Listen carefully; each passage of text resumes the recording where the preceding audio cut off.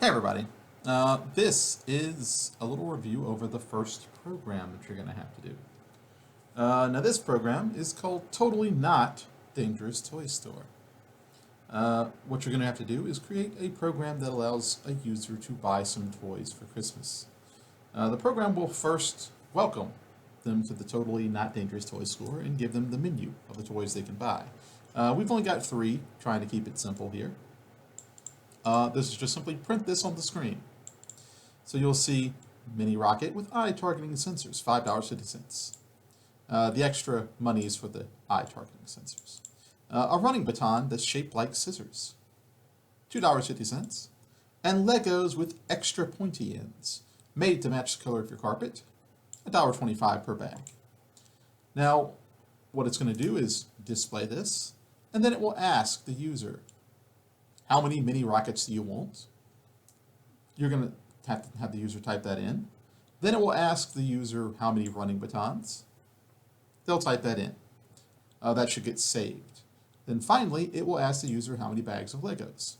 They'll type that in. So 3 input prompts here that need to be saved.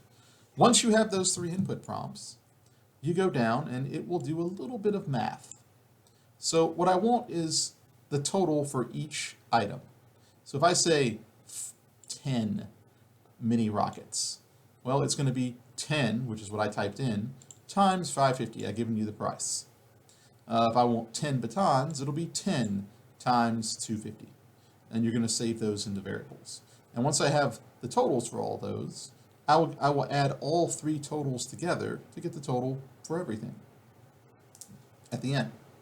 Now, once I have that, I'm going to print those totals on the screen. I'll print the total amount, or total cost for the mini rocket, total cost for the running baton, total cost for the Legos, and then total cost for the entire order. So there are 4 print-offs there after we do a little bit of the math. Now, once we've done that, we're going to ask one more question. We're going to ask them, how much are they going to give us to pay for what, we just told them how much it was. How much are they going to give us? Now, for now, just assume they're going to type in a bigger number. Once we get to if statements and conditional statements, we could check and make sure it's enough. But for now, we're just going to assume that they will type in enough. Once they type in that number, we do another little bit of math.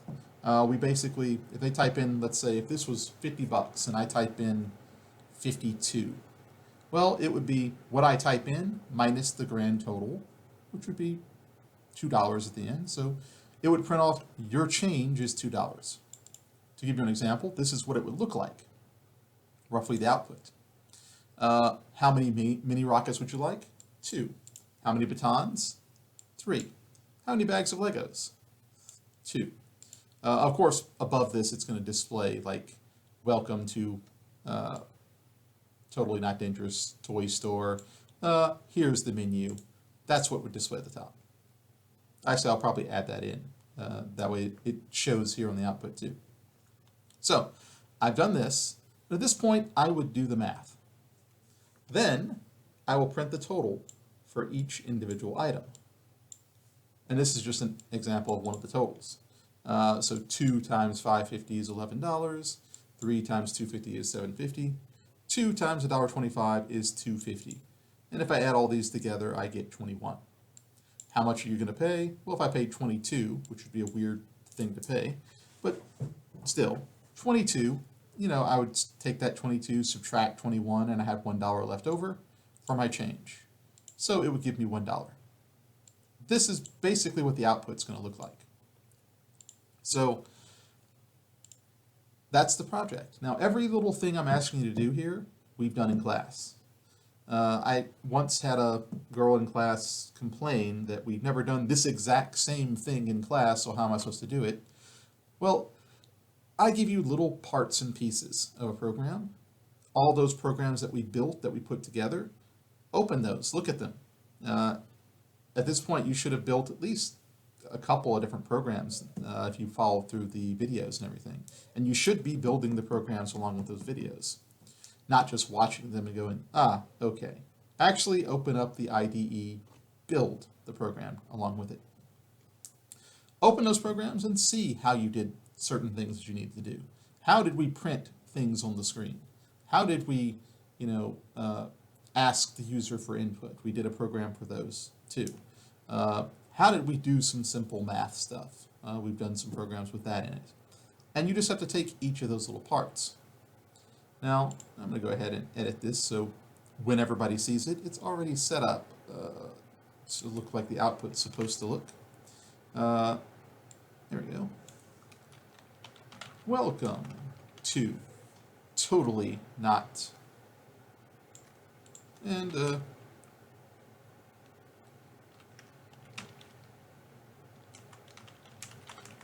from our menu. There we go. So it would display something like that. Maybe add an extra couple of spaces. You can embellish it a little bit if you want. Don't embezzle, that's not good. But there we go. You could print off little dashes and everything we need. Save. There we go. So now that's roughly kind of what it should look like if it runs on your program. Now I'm going to point out a couple of things. First thing here, I don't want you to just make a bunch of print statements and print exactly this. This should work no matter what number I type in. If I type in a 10, it should give me the math and the answer for 10. If I type in a 20, it should give me the math and answer for 20. 20 times that, 10 times that. It should be doing math. If you just turn in a program and I just print these statements and that's it, I will go ahead and give you a 0. You did not do what I asked you to do in the program. So make sure you follow these explicit directions here. Make absolutely sure you do the math. Now, another thing I like to do, let me see if I can't pull up my notepad or something. Whenever I do a program, any kind of program whatsoever, I always take a little bit of a just piece of paper or something. For some reason I can't find my notepad. Let's just go to, and it's not letting me do my thing. There we go. Now I should be able to do it, I think, in theory. I'll tell you what, let me just minimize this out of my way. There we go. Notepad, there we go. So I always take a piece of paper or notepad or something, and I write out what I need to do in a program. And I write the order. Oftentimes when someone looks at a program, particularly later in this class, they feel a little bit overwhelmed. Oh, I've got to do this whole thing. No, you don't. What you need to do is learn how to, number it, list it, how to break it up into pieces. Doing this program, I don't have to do all this. What I have to do is the first thing, print the welcome message and the menu. That's number 1, right there. Look that up. How do I print that? Once you've done that, what do I need to do next? Well, I need to ask, how many mini rockets? And 3, what I need to do? Well, I need to save that, right? If you remember the cin, right? Save that variable. Save that answer into a variable. And then I have to do the same thing for 4, except this time it's for batons. 5, do the same thing as above, except it's for, well, not shakes. I need to fix that. But Legos, right? There we go. Legos.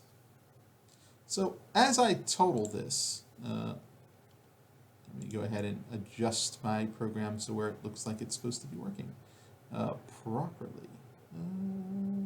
Here we go. Oh, is that?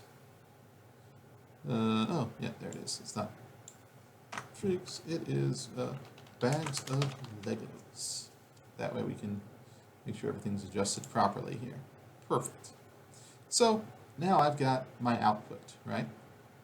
So bag of Legos, right there. So once I have all of those inputs, what's the next thing I have to do? 6. Well, math. So math time. I have to figure out the total for and let's see, for the rockets, right? And that is, of course, that 550 times whatever number they typed in. So times their number, right? Whatever variable you want to call it. Whenever you define variables, I usually tell people to also name them properly. If I just say N1, N2, N3, it makes it really hard to read the program. But if I say, like mini rocket number or something, it's long, but I know what that is, right? If I want to say MR number or something like that, you can use underscores in names as well. You can't use dashes or spaces. So any variable has to be one solid name. So MR number, let's say. That's what I want to do. Mini rocket number. So that would be the total for the rockets. And I also have to do total for the batons, total for the Legos, and then I need to get the total for everything, or the total of the totals. All right, that's kind of a long step, but 7, print each of those totals with its text. So, for example, total number of mini rockets, and then print that total on the screen. Then 8, ask user to pay. 9, save that variable, obviously. And some of these can be kind of considered one thing, like this. 10, math, subtract, input number minus grand total, right? Which would be the total of the totals.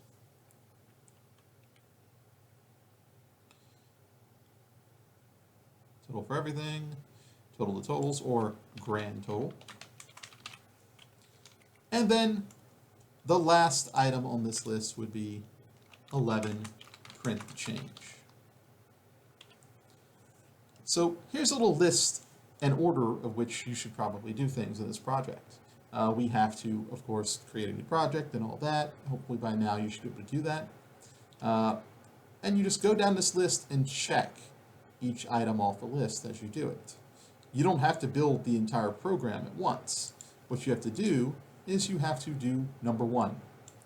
You can't do number 2, 3, 4, 5 until you've done number 1. Once you've done number 1, then you move on to number 2. Well, you don't remember how to do that? Well, open up the intro inputs project we built, or look back at the video. And then once you've done that, you can do the next ones because they're virtually the same. And then we have to do a little bit of math. Do the totals for each one of those things, do a little bit of math. It's going to be 550 times whatever number they typed in. It's going to be 250 times whatever number they typed in. And it's going to be 125. Now I should say, variable-wise, those probably should not be ints. An int is a whole number, and since there's decimal places, we should probably make these a double. So just a tip there for that. Probably make those doubles. Now, do the total, print it all, ask the user to pay is exactly the same as what you did up here. So if you made it to this far, this last part should be relatively easy. And then you print. And that's the project. So the project is typically due on a Sunday. You have the whole week to work on it, obviously. And of course, you can come see me, ask me questions if you need to. I'm at the Soto Center daily, Monday, Wednesday especially, and a good chunk of Friday as well.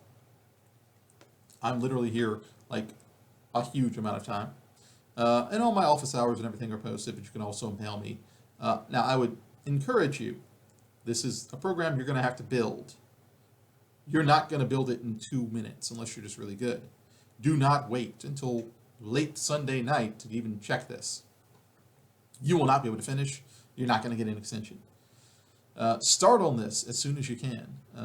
When I'm giving this physically in a physical class, how it usually works is I give it like on a Monday or whatever, or Tuesday or whatever the first day of class is, and I let people work on this and ask questions so they can get started. And then for the rest of the week, they can work on it on their own because hopefully they've got a good foothold after asking me questions and everything. And then, you know, hopefully by the end of the week it's done. If they have any other questions, they can come and find me. If you're doing this online, then you should take the same approach. Start making this as early as possible. If you run into problems, find me as early as possible. I'm not necessarily going to be able to help you if you like message me 20 minutes before the deadline and you haven't even started. So keep that in mind. Make sure you don't slack off. Look back at your old projects, videos, and again, come see me if you have any problems or questions. That is the project.